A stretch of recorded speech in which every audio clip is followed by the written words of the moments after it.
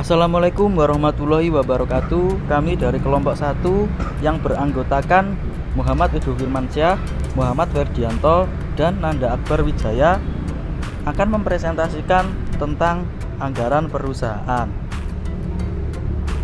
Yang pertama adalah perencanaan. Definisi perencanaan merupakan tindakan yang dibuat berdasarkan fakta dan asumsi mengenai gambaran kegiatan yang dilakukan pada waktu yang akan datang dalam mencapai tujuan yang diinginkan.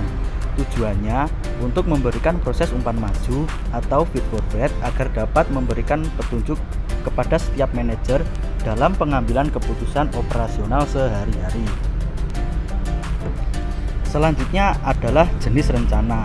Jenis-jenis rencana yang pertama adalah tujuan, yang kedua kebijakan dan aturan, yang ketiga metode dan standar, yang keempat strategi dan organisasi, yang kelima program, yang keenam prosedur, dan yang ketujuh jadwal, yang kedelapan rencana lainnya atau skenario. Penganggaran perusahaan. Definisi penganggaran perusahaan adalah berarti menjelaskan. Maksud saya begini, definisi penganggaran perusahaan. Penganggaran perusahaan berarti menjelaskan, menguraikan cara menghitung dan menyusun anggaran perusahaan. Sedangkan anggaran perusahaan berarti cukup menampilkan bentuk anggaran perusahaan. Tujuan penganggaran perusahaan yaitu untuk mencari laba. Hubungan penganggaran perusahaan dengan bidang ilmu lainnya. Yang pertama, hubungan penganggaran dengan akunting. Akunting bagi suatu perusahaan merupakan bahasa perusahaan atau language of business. Artinya, dengan akunting orang dapat mengetahui keadaan perusahaan. Keadaan perusahaan seperti keadaan besar kecilnya perusahaan, keadaan kesehatan keuangan perusahaan, keadaan luasnya kegiatan perusahaan, keadaan maju mundurnya perusahaan. Dengan demikian, akunting merupakan alat informasi agar orang mengerti dan mengetahui tentang keadaan perusahaan. Alat informasi akunting berupa laporan keuangan yang dihasilkan akunting. Yang kedua, hubungan penganggaran dengan manajemen keuangan. Salah satu fungsi manajemen yang pertama dan utama adalah perencanaan. Dalam hal ini, manajemen keuangan, fungsi manajemen keuangan adalah perencanaan keuangan. Oleh karena itu, penganggaran merupakan perencanaan keuangan, sedangkan salah satu fungsi manajemen keuangan adalah perencanaan keuangan, maka penganggaran merupakan salah satu bagian dari manajemen keuangan. Dengan demikian, ruang lingkup manajemen keuangan lebih luas daripada penganggaran, sebab penganggaran tidak mencakup manajemen keuangan, tetapi manajemen keuangan mencakup penganggaran. Faktor penyusunan anggaran. Yang pertama ada faktor internal, seperti penjualan tahun sebelumnya yang meliputi kualitas, kuantitas, harga, waktu, maupun tempat penjualan, dan kalian bisa melihatnya sendiri. Yang selanjutnya ada faktor eksternal seperti keadaan persaingan di pasar, posisi perusahaan dalam persaingan, tingkat pertumbuhan penduduk, dan lain-lain seperti yang ada di slide ini. Assalamualaikum warahmatullahi wabarakatuh. Saya Nanda Akbar Wijaya akan menjelaskan tentang tujuan dan manfaat anggaran. Tujuan anggaran yaitu A. Digunakan sebagai landasan yuridis formal dalam memilih sumber dan investasi dana. B. Mengadakan pembatasan jumlah dana yang dicari dan digunakan. C. Merinci jenis sumber dana yang dicari maupun jenis investasi dana sehingga dapat mempermudah pengawasan. D. Merasionalkan sumber dan investasi dana agar dapat mencapai hasil yang maksimal. E. Menyempurnakan rencana yang telah disusun karena dengan anggaran yang lebih jelas dan nyata terlihat. F. Menampung dan menganalisis serta memutuskan setiap usulan yang berkaitan dengan keuangan. Yang kedua, manfaat anggaran, yaitu ada A. Segala kegiatan dapat terarah pada pencapaian tujuan bersama. B. Dapat digunakan sebagai alat menilai kelebihan dan kekurangan pegawai. C. Dapat memotivasi pegawai. D. Menimbulkan tanggung jawab tertentu pada pegawai. E. Menghindari pemborosan dan pembayaran yang kurang perlu. F. Sumber daya seperti tenaga kerja, peralatan, dan dana dapat dimanfaatkan seefisien mungkin. G. Alat pendidikan bagi para manajer.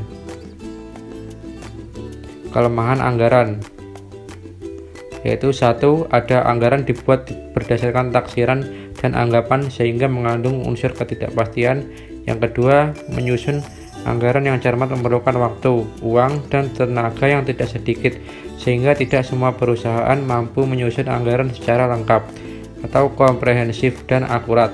Yang ketiga, ada bagi pihak yang merasa dipaksa untuk melaksanakan anggaran dapat mengakibatkan mereka menggerutu. Baik, di sini saya Muhammad Ferdianto akan menjelaskan tentang fungsi anggaran.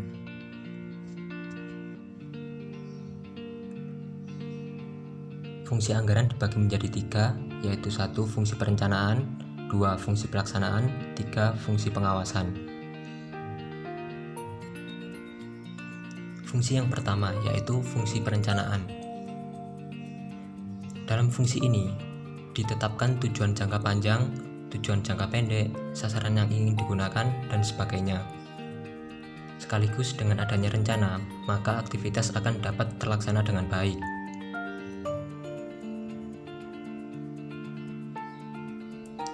Yang kedua, fungsi pelaksanaan, yaitu anggaran sebagai pedoman pelaksana pekerjaan. Artinya, sebelum pekerjaan dilaksanakan, terlebih dahulu mendapat persetujuan yang berwenang. Yang ketiga, yaitu fungsi pengawasan. Fungsi pengawasan berarti mengevaluasi terhadap pelaksanaan pekerjaan dengan cara 1. Membandingkan realisasi dengan rencana, 2. Melakukan tindakan perbaikan bila dipandang perlu. Selanjutnya, jenis anggaran. Anggaran dibagi menjadi 6 jenis, yaitu 1. Menurut dasar penyusunan. Anggaran menurut dasar penyusunan dibagi menjadi 2, yaitu anggaran variabel dan anggaran tetap. Yang kedua, menurut cara penyusunan. Anggaran menurut cara penyusunan dibagi menjadi 2, yaitu anggaran periodik dan anggaran kontinu. Yang ketiga, anggaran menurut jangka waktu. Anggaran ini dibagi menjadi 2, yaitu anggaran jangka pendek dan anggaran jangka panjang. Yang keempat, menurut bidangnya.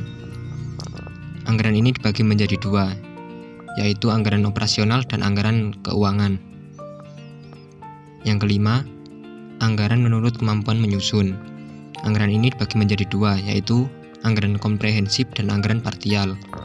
Yang keenam, menurut fungsinya. Anggaran ini dibagi menjadi 2, yaitu anggaran dengan tujuan tertentu dan anggaran kinerja. Selanjutnya, komponen anggaran operasional. Anggaran operasional dibagi menjadi beberapa komponen, yaitu 1. Anggaran penjualan, 2. Anggaran produksi, 3. Anggaran pembelian bahan baku, 4. Anggaran TKL, 5. Anggaran overhead, 6. Anggaran persediaan akhir barang jadi, 7. Anggaran HPP, 8. Anggaran biaya pemasaran, 9. Anggaran biaya riset dan pengembangan, 10. Anggaran biaya administrasi, 11. Anggaran laporan laba rugi.